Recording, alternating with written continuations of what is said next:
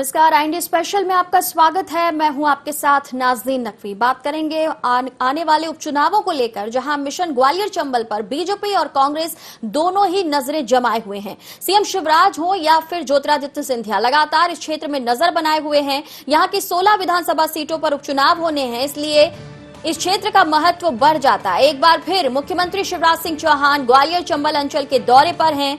कई स्थानीय कार्यक्रमों में शिरकत कर रहे हैं। इसमें अशोकनगर, मुरैना और ग्वालियर में आयोजित कार्यक्रम शामिल हैं। बता दें कि मुख्यमंत्री के साथ इन कार्यक्रमों में सिंधिया भी नजर आ रहे हैं। सांसद सिंधिया 3 दिवसीय प्रदेश दौरे पर हैं। इन 3 दिनों में वो ग्वालियर, गुना, अशोकनगर, रायसेन, धार, देवास, सागर और इंदौर जाएंगे।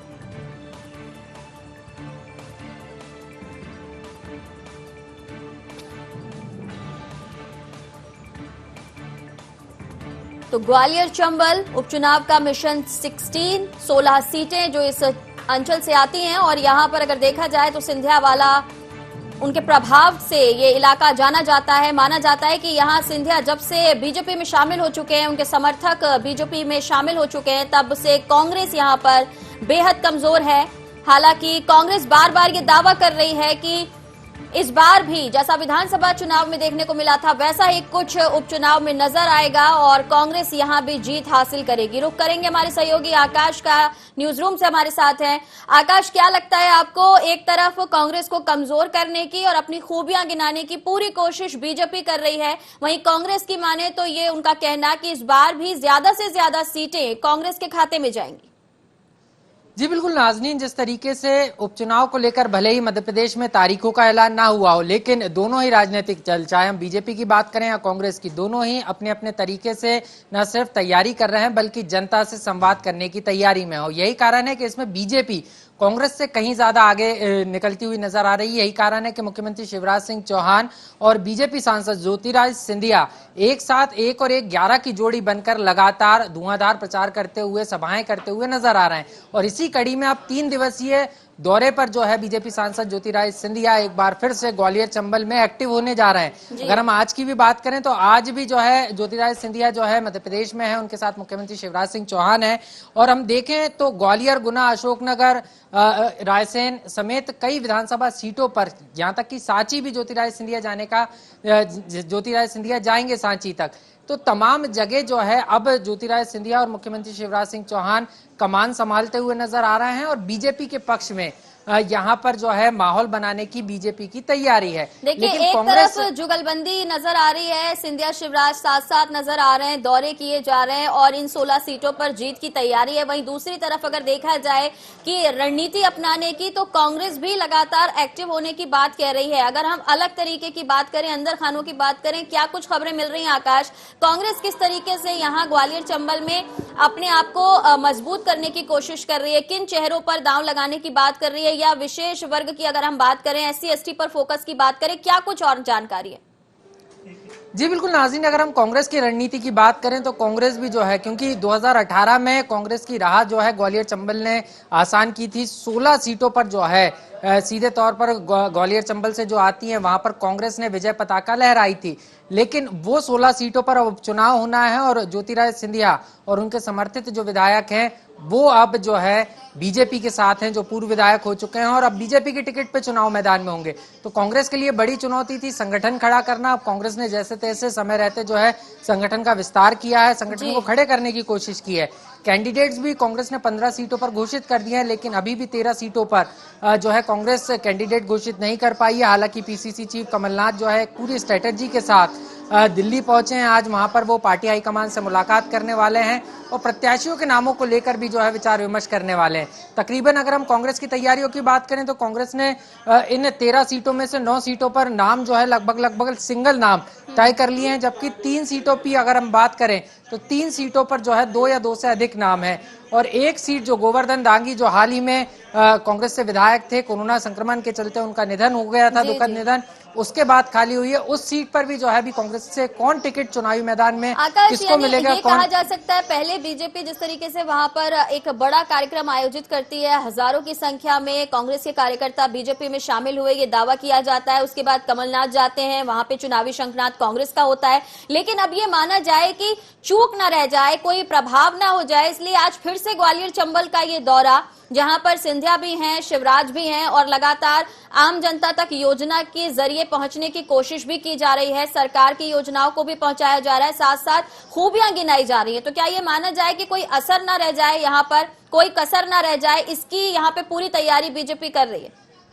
निश्चित रूप से कांग्रेस हो या बीजेपी, दोनों ही दल इसकी तैयारी कर रहे हैं, क्योंकि हमने देखा, हम जिस तरीके से लगातार दर्शकों को ये बता भी रहे हैं कि बीजेपी फ्रंट फुट पर आगे आकर इस उपचुनाव को लड़ रही है और बीजेपी को लड़ना भी होगा, क्योंकि सरकार बचानी है तो बीजेपी को पूरी ताकत के साथ इस चुनाव मैदान में उतरना होगा। लेकिन अगर हम कांग्रेस की बात करें तो कांग्रेस बैकफुट पर जरूर है, लेकिन कांग्रेस की भी अपनी ही तैयारी है, लेकिन बीजेपी किसी भी तरीके से कोई कोर कसर नहीं छोड़ना चाहती। यही कारण है कि 1 और 1 की 11 की जोड़ी जिसको बीजेपी बता रही है, चाहे शिवराज या महाराज की जोड़ी जिसको कहा जा रहा है, ये जोड़ी लगातार जो है ग्वालियर चंबल में एक्टिव नजर आ रही है। कमाल दिखाएगी, ये बीजेपी मानकर चल रही है, लगातार दौरे किए जा रहे हैं। धैर्यवर्धन हमारे साथ जुड़ गए हैं, बीजेपी का पक्ष रखेंगे। धैर्यवर्धन जी, स्वागत है आपका। सिंधिया जी 3 दिवसीय दौरे पर हैं, आज सीएम शिवराज और सिंधिया दोनों ग्वालियर चंबल में हैं। क्या लगता है आपको, कितना प्रभाव दिखेगा उपचुनाव में? नाज़नीन जी, प्रभाव तो स्वाभाविक तौर पर दिखना भी है और चुनाव के परिणामों में भी परिलक्षित होगा, क्योंकि जहां सिंधिया जी एक लोकप्रिय नेता हैं ग्वालियर चंबल संभाग के, वहीं शिवराज जी जन जन के प्यारे हैं, दुलारे हैं।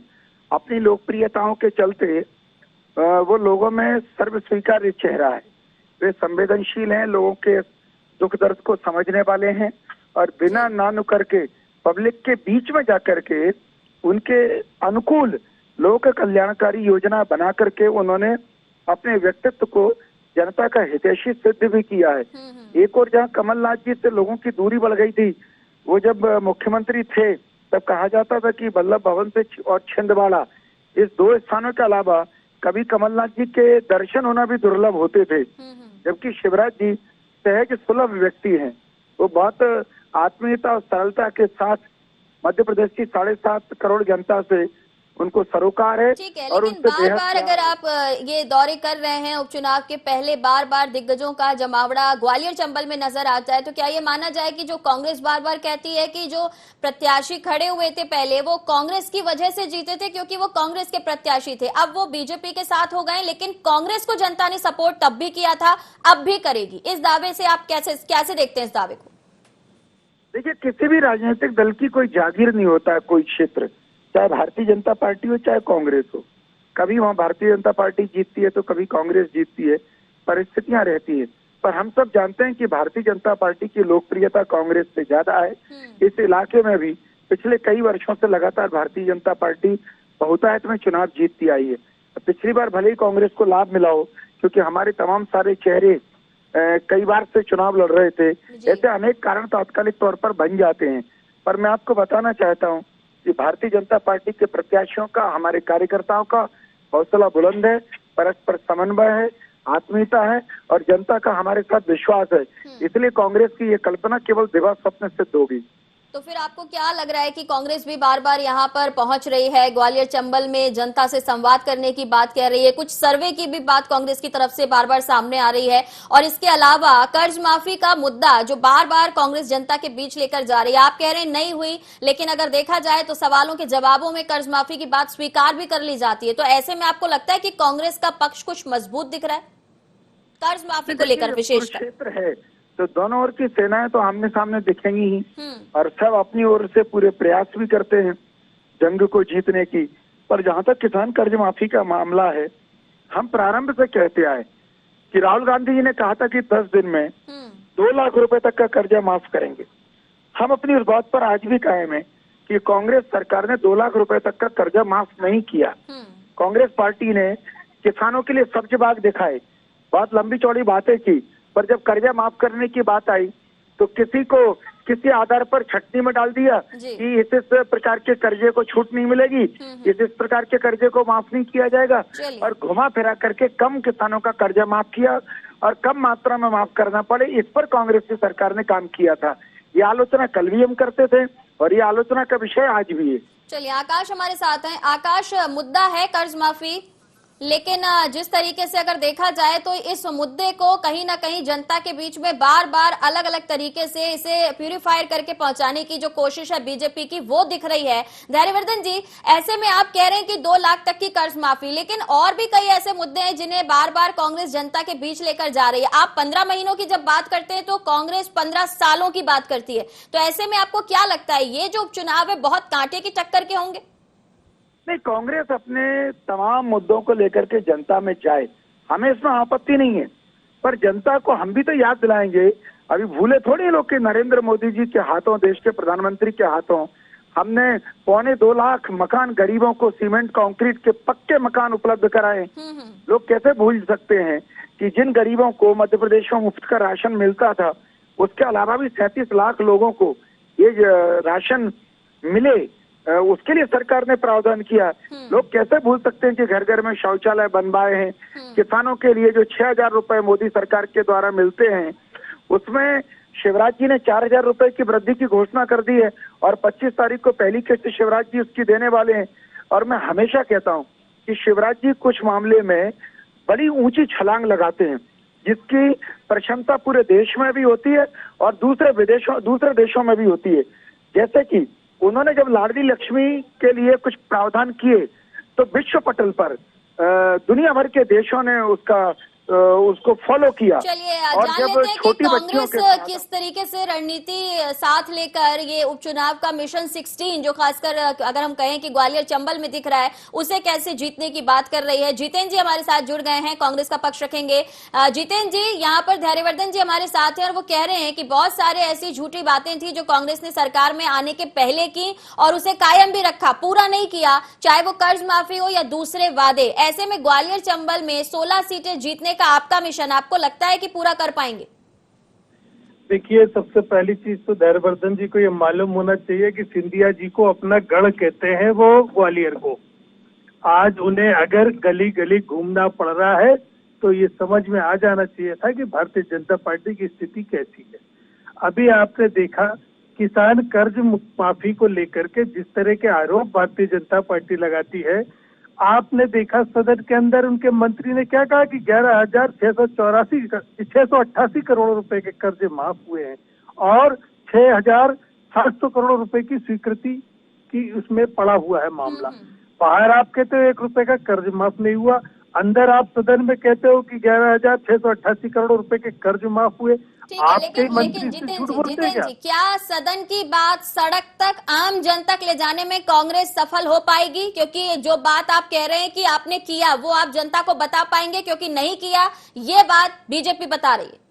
देखिए, मेरी बात को आप इत्मीनान से सुनिए। मेरा ये कहना है, हमने कर्ज माफ किया।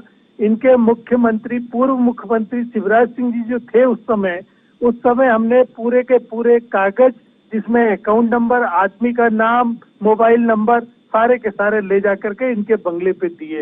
इसके बाद हमने प्रेस कॉन्फ्रेंस करके पेन ड्राइव दिया। ये झूठा आरोप कैसे लगा सकते हैं?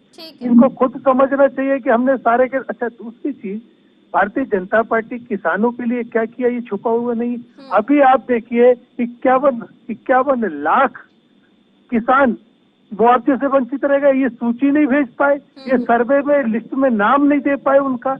किसान इनके साथ कैसा व्यवहार करेगा ये तो कहा जा आपको सकता है मालूम कि अन्नदाता पर इस बार भी उपचुनाव भी टिका हुआ नजर आ रहा है। दोनों का बहुत शुक्रिया। तो फिलहाल देखना होगा कि ग्वालियर चंबल में 16 सीटों पर जो टक्कर होने वाली है वो कितनी दिलचस्प होगी, क्योंकि अन्नदाता को सामने रखकर एक दूसरे की कमियां और खूबियां गिनाने का जो काम है, जो दौर है, वो लगातार चल रहा है। खबरें भी जारी रहेंगी, रुक रहे हैं फिलहाल ब्रेक के लिए।